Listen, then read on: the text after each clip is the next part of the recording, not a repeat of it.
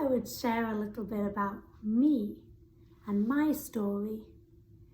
You might notice I don't do this often because I want my work always to be about you and your story and skills that you can learn to develop that work for you around your wellness journey, nutritional health, and overall holistic health.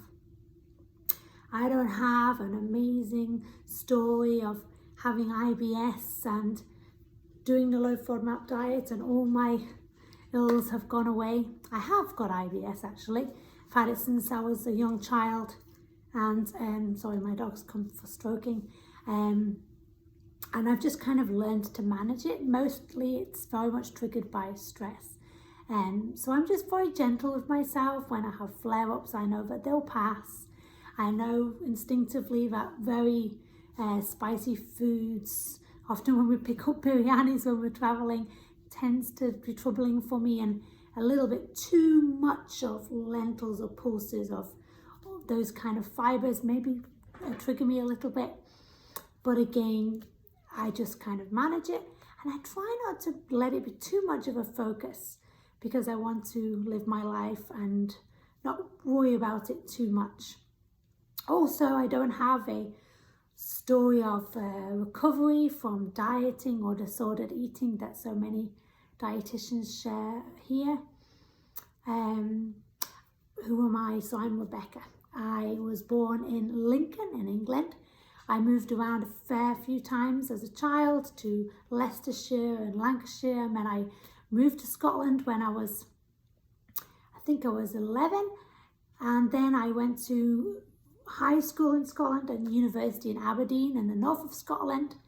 I worked in Bridlington and Burnley and near London for a little bit, working as a dietitian. I was dating my husband, who's from India, who came to the States to work as a physician and do his residency here. And I've been in the States, wow, it'd be 18 years this year.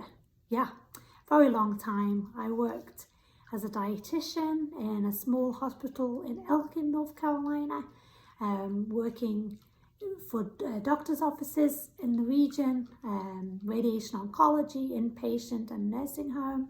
And then I took a number of years off to be with kids.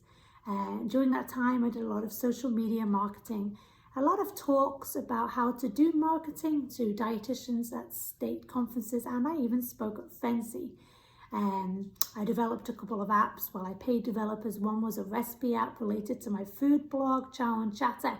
Another one was for social media tips. I didn't keep these on the App Store because I couldn't really justify the expense of updating them and paying developers. So I did a lot of international speaking on social media.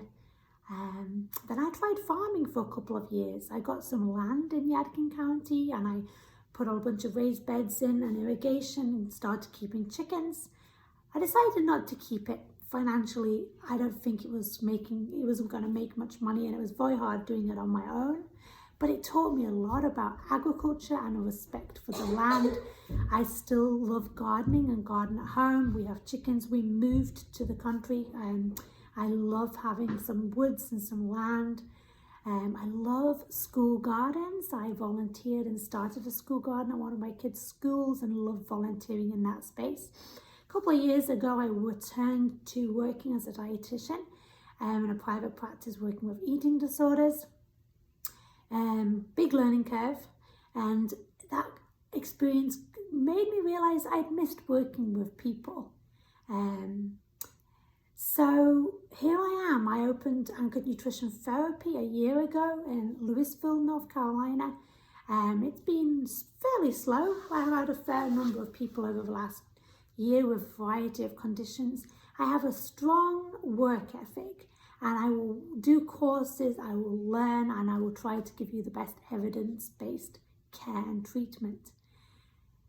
I've often battled with feeling lonely, especially it's been very amplified during the pandemic, being away from my family. My mum and dad and my brother and his wife and kids live in Scotland. My grandparents live in England. I've come to see America as home. I've been here so many years and I like a lot of aspects about it, but you always miss close family. I have a husband who often works long hours, so I do a lot of struggling with kids alone. So throughout all of this, I would say my connection to nature's been really, really helpful. I do have a faith too. I'm a Christian, but I definitely find God in nature. That's truly the true place I find, and there's the kids. Find peace in nature. And I've built resilience throughout this process. As I say, I've never had disordered eating or dieted because I've always known the dangers of it, and I have definitely seen it with working with clients.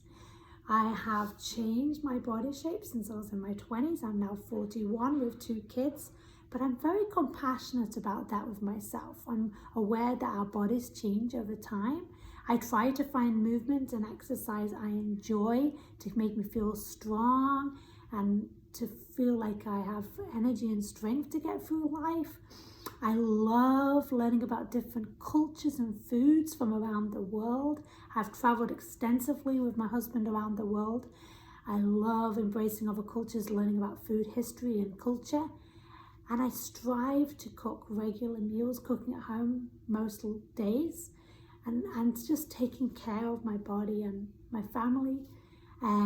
So those are some of the skills that I would like you to have, to know that don't look for external cues and dieting rules to tell you how to eat.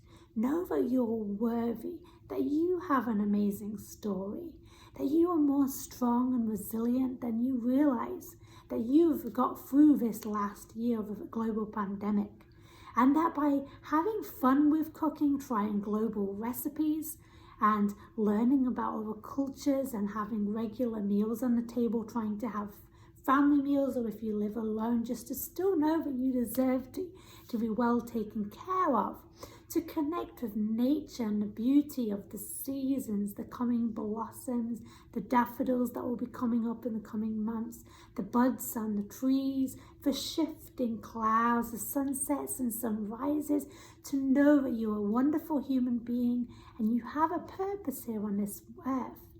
You're only one of you, and to try and know that you can manage your health holistically, and to know that it's your story and you have internal wisdom and beauty, and you can learn to take care of yourself well with support. So there's a little bit about my background if you were curious. It's quite long, but our stories are long and we're still writing them. As I say, I don't have any of these useful stories for selling things. What I do have is a warm heart, a caring spirit, and a willingness to walk alongside you through the hard times to support you in your journey.